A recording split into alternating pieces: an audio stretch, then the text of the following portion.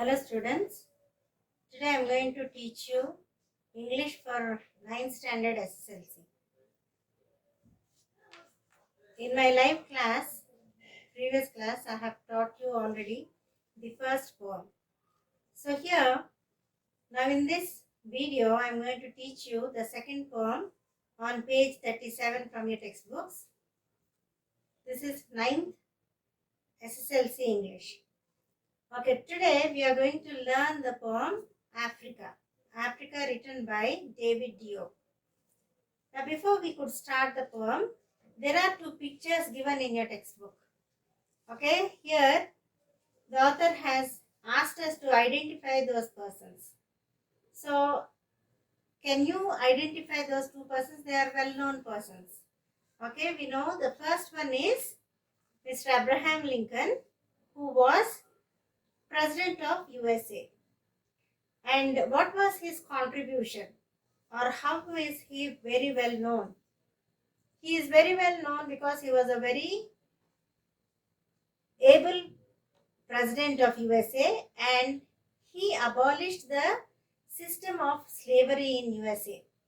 He was able to stop a civil war which was there between the northern states and southern states in USA because of this slavery. And one famous quote from him, that is democratic quote, that is, government of the people, for the people and by the people, is a very well known quote. Okay, so Abraham Lincoln is the person who said that quote, and it is a very famous quote for democracy. We know that, isn't it? So Abraham Lincoln fought for something. What is that? That is the freedom of slaves. He educated people, or he was very stern in his decision, saying that one human being should not be treated as a slave by the other human being. So he started the fight against slavery, and though he had to fight for very long, at last he achieved what he wanted. He was able to free the slaves in his country. Now the second person is Nelson Mandela. We also know how Nelson Mandela has fought so much for the freedom of his people.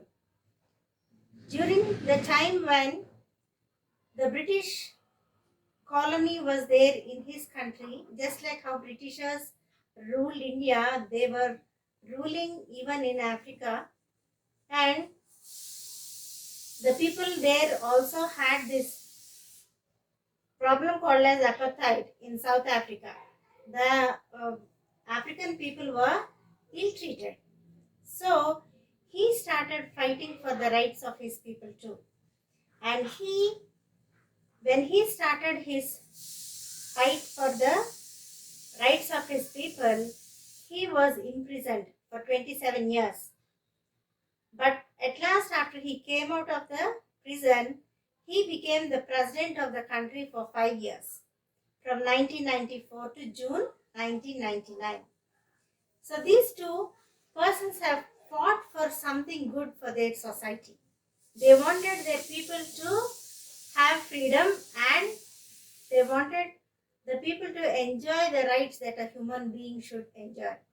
So we know that they have struggled to get the freedom of people, and they have, even though they had to face many problems for that, they did fight and they made sure that they could bring the freedom for the people from slavery. Now in this poem, Africa, the poet is writing about how the African people have suffered so much of ill treatment from others. Now here in this poem, he tells us that he is not in Africa. He didn't grow up in Africa. But how did he come to know about Africa and the struggle of these Africans? We'll study in this poem how he came to know. So let us study our poem, Africa, written by David Diop, on page 37. I will read the poem for you and then explain it. Africa, my Africa, Africa of proud warriors in ancestral savannas, Africa, of whom my grandmother sings on the banks of the distant river. I have never known you, but your blood flows in my veins, your beautiful black blood that irrigates the fields, the blood of your sweat, the sweat of your work. So, in these few lines, what is the author saying? Africa, he is calling my Africa, though he never lived there. But since his blood is an African blood, since he is the person from that soil, he has his forefathers, grandfathers coming from that land. So he acknowledges Africa is as his own country. And what is he saying? Africa, my Africa, where proud warriors were there living in ancestral savannas, means my forefathers, grandparents and great great grandparents have lived there once. Okay, lived in the savannas. What are savannas? Savannas are the vast grasslands that are found in Africa. Those are called as savannas. In each continent, each grasslands that were running for acres together like this have different names. For example, in America, they are called with a different name. But Africa, they are called as savannas. So here, he's saying, how though I did not live there, how did I come to know about you? How did I come to know about your proud warriors and the great land? I came to know about it from the songs that my grandmother sang for me. Okay, I know that you have rivers, and my grandparents, my ancestors have lived on the banks of those distant rivers. Okay, I have never known you. Never known you means what? I never lived on your land.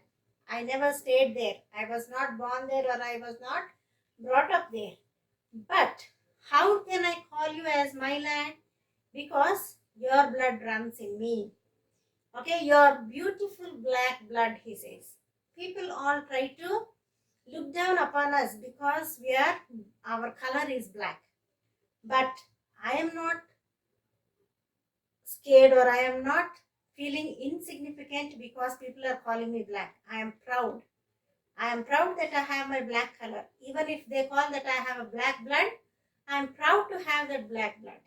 Okay, so he's very proudly saying, okay, you're beautiful. He's saying that black blood, someone else might say it's a black blood, but for me it is beautiful black blood, and it is irrigating the fields. The hard work that my ancestors have put in there has made it possible for the fields of that land to be irrigated.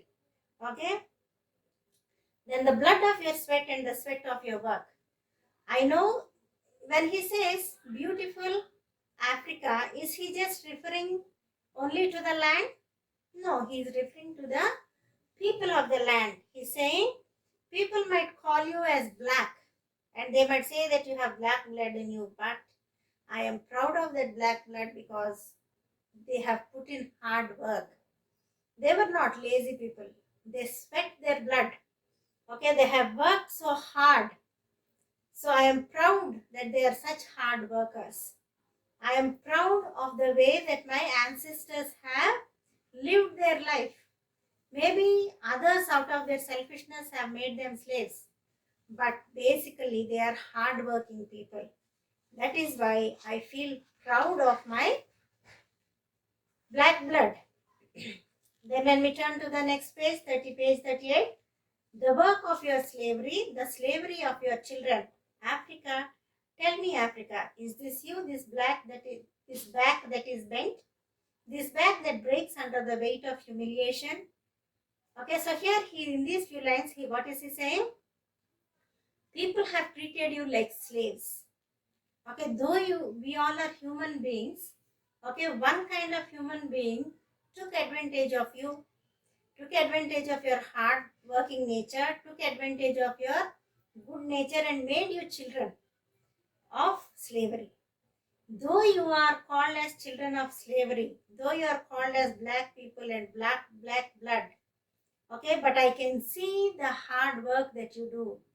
You are not only, your backs are bent not only by hard work, by physical hard work, but your backs are bent because of the weight of humiliation on you.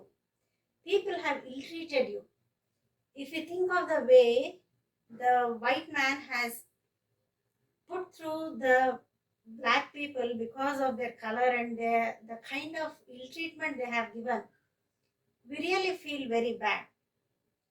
Okay, once they used to take these people into their lands. These white people used to take the black people, capture them, and then take them to their lands and sell them as if they are goods in the market.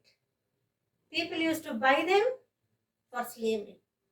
Okay, and once a master takes this man as a slave to his home, he was never free. Can you imagine that even they were not free even at night while sleeping? Big chains were put around their hands and legs and neck so that they cannot move or run away from the homes. They had to sleep with chains on. They were not given proper food. They were not given proper clothing. They were never free to go few yards away from the home of the master without the permission of the master. Such were the conditions. And they were made to work in big plantations. What do you mean by plantations? The fields in which sugarcane was grown.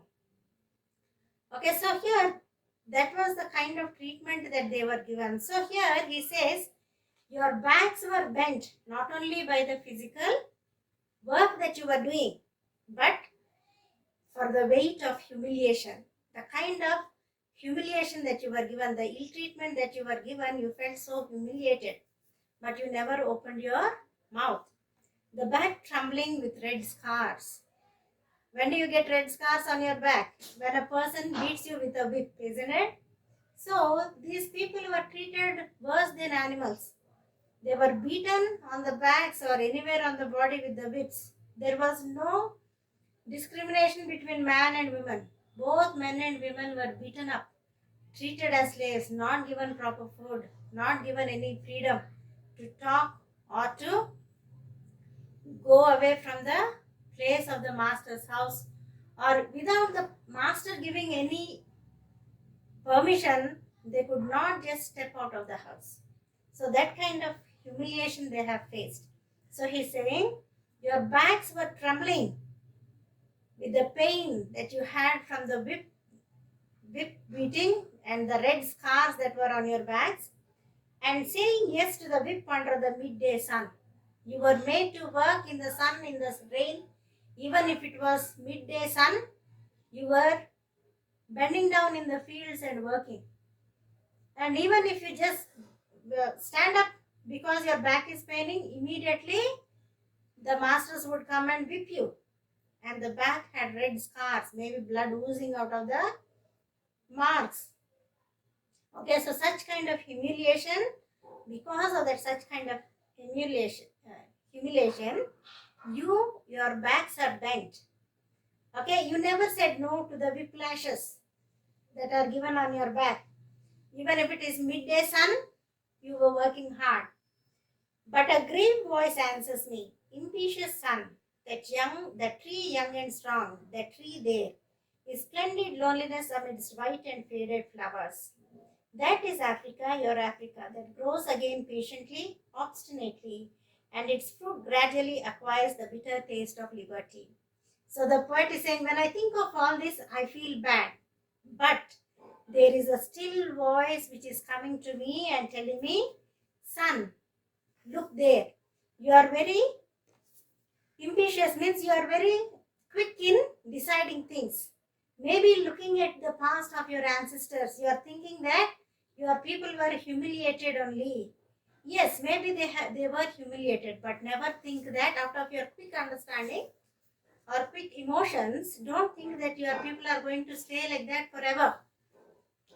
Okay, they are going to, it seems that still voice is showing him a far distance and saying, look at the tree. Okay, the tree which is lonely but standing still. Okay, we are going to stop this till here. In our next session, we will learn the further poem.